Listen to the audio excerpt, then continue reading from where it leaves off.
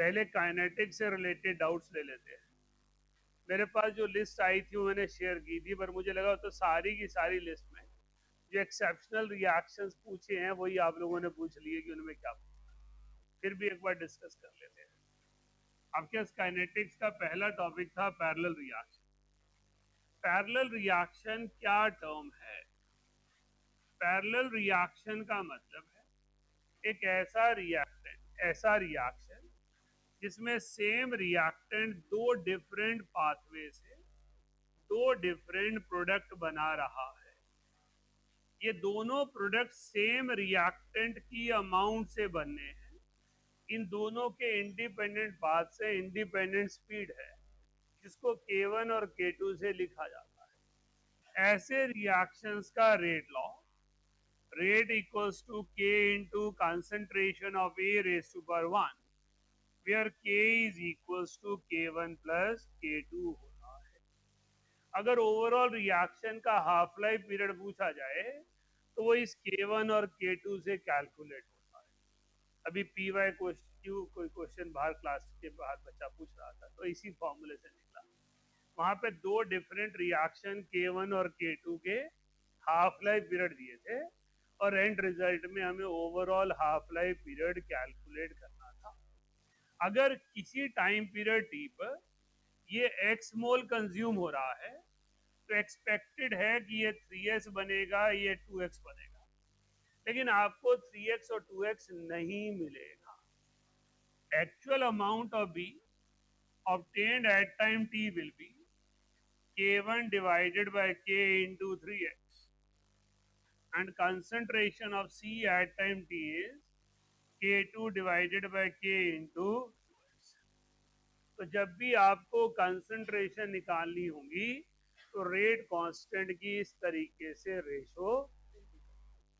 हमने कहा इसके ग्राफ पर क्वेश्चन आ जाता है जहां एक ही रिएक्टेंट कंज्यूम हो रहा है लेकिन दो प्रोडक्ट प्रोड्यूस हो रहे हैं। अगर मेरे पास बी और सी इस ढंग से लिखे हैं, इसका मतलब है K1 is greater than K2, इसीलिए आपके पास B की वैल्यू C से ज्यादा बन रही है। पैरेलल रिएक्शन पर क्वेश्चन दो ही चैप्टर में है, एक ऑर्गेनिक केमिस्ट्री है और एक रेडियो एक्टिविटी।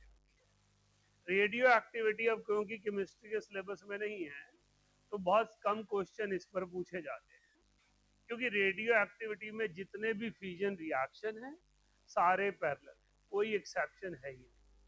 ऑर्गेनिक में फिर भी हो सकता है कोई रिएक्शन पैरेलल पाथ फॉलो ना करे, लेकिन रेडियो एक्टिविटी में हर रिएक्शन पैरेलल रिएक्शन है। तो आप ये मान के चल सकते हैं कि फिजिक्स के पेपर में ये क्वेश्चन आ सकते हैं, क्योंकि वहाँ अभी भी न्यूक्लियर फिजिक्स पर क्वेश्चन है।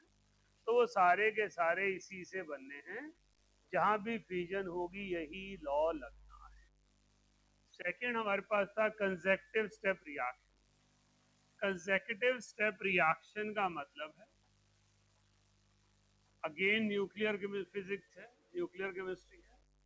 यहाँ पर ए से बी, बी से सी बन रहा है, K1 और K2 से बन रहा है। इस पर्टिकुलर कंसेप्ट पर एक ही क्वेश्चन आता है, and that question is rate of appearance of B. Rate of appearance of B depends upon rate of first preparation minus rate of dissociation. कितनी स्पीड से A बन रहा है और कितनी स्पीड से B कंज्यूम हो जा रहा है। यहाँ पर एक नई टर्म हमने इंट्रोड्यूस की, जिसका मतलब था, जिसकी टर्म वो टर्म थी secular equilibrium. Secular equilibrium means there is no change in concentration of B, because rate of formation of B is equal to rate of consumption of B. In such condition, K1 into A is equals to K2 into। हमने कहा हमारे पास chemistry में अब ज्यादातर इस expression पे graph के ही question बनते हैं। ए सिर्फ कंज्यूम हो रहा है, सी सिर्फ बन रहा है, लेकिन ए बन भी रहा है और कंज्यूम भी हो रहा है। A very unique graph is form because B जो है वो ए फर्स्ट रिएक्शन के लिए प्रोडक्ट है और सेकंड रिएक्शन के लिए रिएक्टेंट है, तो उसके ग्राफ में फॉर्मेशन ऑफ बी भी आना है और कंजम्पशन ऑफ बी भी आना है। तो हमारे पास ये रिएक्शन में मेजर पार्ट रेडियो एक्टिविटी से ही रिलेटेड है। तो ये K1.693 अपॉन लैम्डा हो जाता है, ये 0.693 अपॉन लैम्डा 2 हो जाता है। Concentration of two nuclear substances can be calculated at secular equilibrium.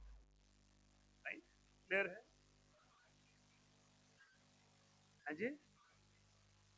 Rate determining step मुझे पता नहीं क्या है, क्योंकि उसमें डिपेंड करेगा K1 K2 से क्या है, वो तो हम इसमें कह ही नहीं सकते, क्योंकि आप जो चीज बात कर रहे हैं वो रिएक्शन इंटरमीडिएट है, ये कंसेक्टिव स्टेप रिएक्शन है, ये दो अलग चीजें हैं। जब आप रेट डिटर्मिनिंग स्टेप की बात करते हैं और आप ऐसा कुछ पूछ रहे हैं, तो वो ग्राफ कुछ ऐसा वाला आता है, राइट? यहाँ पर ये रिएक्टेंट है, ये प्रोडक्ट है और ये इंटरमीडिएट है, राइट? तब आप इंटरमीडिएट में रेट डिटर्मिनिंग स्टेप की बात कर सकते हैं। यहाँ पर ये कोई रिएक्टेंट है ही नहीं, ये आइसोलेट नहीं हो सकता। लेकिन जो हम यहाँ पर बात कर रहे हैं, बी से आप डायरेक्टली रिएक्शन भी शुरू कर सकते हैं।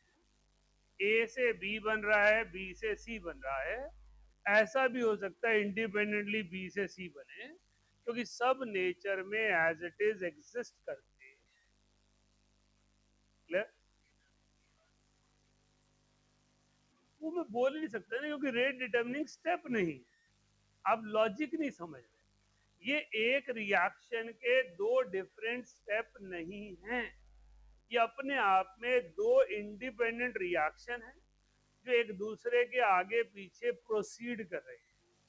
ए भी इंडिपेंडेंटली एग्जिस्ट कर रहा है, बी भी इंडिपेंडेंटली एग्जिस्ट कर रहा है, सी भी इंडिपेंडेंटली एग्जिस्ट कर रहा है। तो मेरे पास ये कंसेक्टिव स्टेप रिएक्शन है, देखने में इंटरमीडिएट जैसा दिखता है, राइट? इसके बाद था reversible reaction expression. Reversible reaction में इंपॉर्टेंट क्या है कि रिवर्सिबल रिएक्शन सारे एलिमेंट्री होते हैं। जब मैंने कहा ये एलिमेंट्री रिएक्शन है, इसका मतलब हो गया कि कोफिशिएंट ऑर्डर के बराबर है। आपके पास एलिमेंट्री रिएक्शन का मतलब स्टोइशियोमेट्रिक कोफिशिएंट और ऑर्डर की वैल्यू से। तो मेरे पास H2 gas plus I2 gas give rise to 2HI। Very famous, यही एक रिएक्शन है जिसपे सबसे ज्यादा क्वेश्चन आते हैं, या N2O4 NO2 पर आ जाते हैं। तो यहाँ पर जो रेट ऑफ रिएक्शन है, rate of forward reaction minus rate of backward reaction, तो यहाँ पर मेरे पास K forward into H2 into I2 minus K backward HI का स्क्वायर है। क्योंकि ये रिएक्शन रिवर्सिबल है, क्योंकि ये reaction rate constant of forward और बैकवर्ड की टर्म में लिखा जा रहा है, इसका मतलब है मैं इसमें के इक्विलिब्रियम भी लिख सकता हूं, जो के फॉरवर्ड अपॉन के बैकवर्ड। तो मैनी टाइम्स एंट्रेंस में काइनेटिक्स और इक्विलिब्रियम को ब्लेंड कर देते हैं, रेट एक्सप्रेशन ये देते हैं और इक्विलिब्रियम कांस्टेंट बचते हैं। तो कुछ नई सी चीज नहीं है, सिर्फ rate forward minus rate backward. इस पर क्वेश्चन जो पूछा जाता है वो ज्यादातर ये पूछा जाता है, D H I by D T की वैल्यू क्या होगी, वो 2 times of rate. Rate expression ये है, तो मेरे पास ये वैल्यू आ गई 2 टाइम्स ऑफ के forward H2I2 minus 2 times of rate backward HI का। तो इस तरह से रिवर्सिबल रिएक्शन का एक्सप्रेशन पूछा जाता है। इसको कुछ पूछना चाह रहा था? अच्छा, नहीं हम कुछ नहीं कह सकते, क्योंकि के एफ और K B independently rate constants of forward and rate constant of backward reaction है. We can not comment anything. Right, clear है. नेक्स्ट पूछा गया था rate expression for reactions on solid catalyst. Solid catalyst के surface पे जो भी reaction होगा उसमें एड्सॉर्प्शन की थ्योरी लगेगी. पहले रिएक्टेंट एड्सॉर्ब होंगे, प्रोडक्ट बनने के बाद डिसॉल्व हो जाएंगे. तो आपके पास एड्सॉर्प्शन और डिसॉर्प्शन का रिलेशन बनेगा. वही इसको सब्जेक्टिव टेस्ट देना है जो पिछली क्लास में था रखा हुआ. टेस्ट सीरीज में देखो फेज 1 में सब्जेक्टिव. तुम्हें मिल नहीं रहा तो मुझसे आगे पूछते क्यों नहीं हो? सारे यहाँ पे ड्रामा कर जा रहे, मैं वहाँ अनरेस्ट में आ रहा हूँ. वहाँ test series before board PH1 उसमें सब्जेक्टिव टेस्ट पहला पढ़ा है. ऑलरेडी निकाला भी था तेरे पास है. तुम्हें तेरे को परसों परसों दिए थे मैंने टेस्ट कि प्रथम चौथ में देना है. निकाले हुए पड़े हैं. क्या करते रहते हो?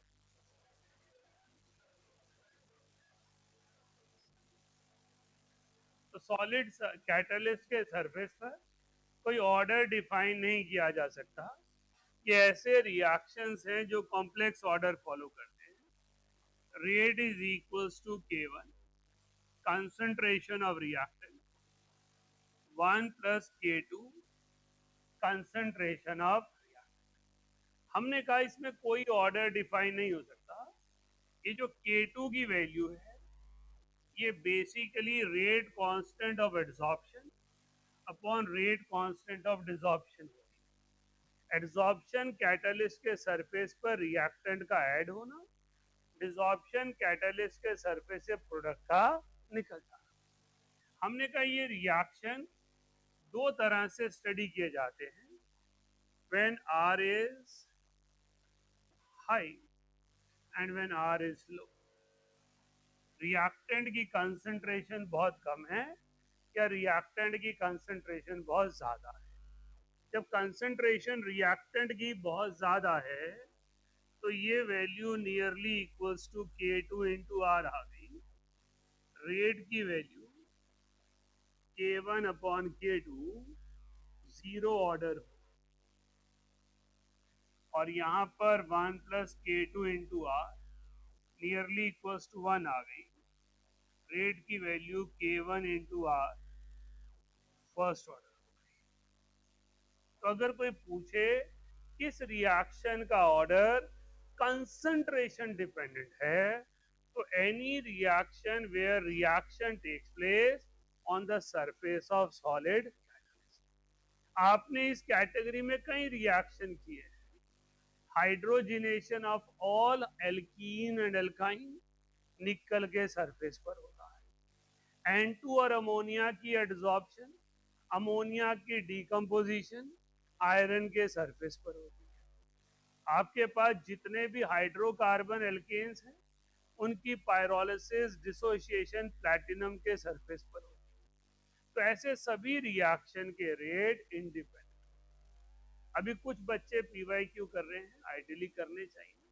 अभी आप देख रहे हैं कि उनमें कई ऐसे क्वेश्चन हैं जो बहुत ही सिंपल है. लिखने का तरीका ऐसा है कि वो कंफ्यूज करते हैं. राइट, बहुत सिंपल वे से क्वेश्चन होना है पर ऐसे कंफ्यूज करके लिखा हुआ है कि हम रिलेट नहीं कर पा रहे वो ऐसी चीज. तो कोई भी ऐसा रिएक्शन पूछ लेंगे यहाँ सॉलिड कैटलिस्ट के सरफेस पर गैसियस रिएक्शन, तो आपके पास इस तरह का रिएक्शन. क्लियर है. तो ये आपके पास मेजॉरिटी रिएक्शन थे जो आपने काइनेटिक्स से पूछे. इसके बाद एक टॉपिक जो मेरे पास आया था वो फोटोकेमिकल रिएक्शन था. Photochemical reaction means effect of radiation.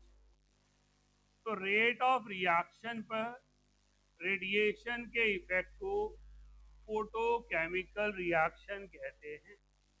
In reactions का पहला फीचर है कि ये फास्ट रिएक्शन होते हैं. ये कभी भी स्लो रिएक्शन नहीं होते. ये सभी रिएक्शन जीरो ऑर्डर फॉलो करते हैं, कंसंट्रेशन चेंज से चेंज नहीं होते। इन सब का rate directly proportional to intensity of light होता है। इंटेंसिटी ऑफ लाइट का मतलब है कितने फोटोन एक यूनिट सरफेस पे आके टकरा रहे हैं। जितने ज्यादा फोटोन टकराएंगे रेट ऑफ रिएक्शन उतना ज्यादा हो जाएगा। तो टेम्परेचर का कोई सिग्निफिकेंट रोल नहीं रहता है। तो कई बुक्स लिख देती हैं कि एक्टिवेशन एनर्जी भी जीरो होती होगी, लेकिन स्टैंडर्ड वर्ड ये नहीं है। स्टैंडर्ड वर्ड ये है कि activation energy is provided by radiant energy. Activation energy है और वो एनर्जी रेडिएंट एनर्जी से फोटोन से मिल रही है, इसलिए वो रिएक्शन फोटोन की इंटेंसिटी पे डिपेंड करता है। इसके बाद इसमें आ जाती है क्वांटम यील्ड। क्वांटम यील्ड का मतलब है number of molecules react in a time divided by number of photons absorbed in the same time।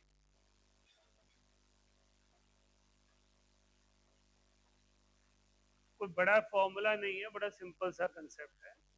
Rate of reaction depend करना है इंटेंसिटी, इंटेंसिटी है फोटोन। तो कितने मॉलिक्यूल एक टाइम पीरियड टी में रिएक्ट किए और उस टाइम पीरियड पे कितने फोटोन एब्जॉर्ब हुए थे, वही आपके पास फोटो केमिकल रिएक्शन की यील्ड हो गई।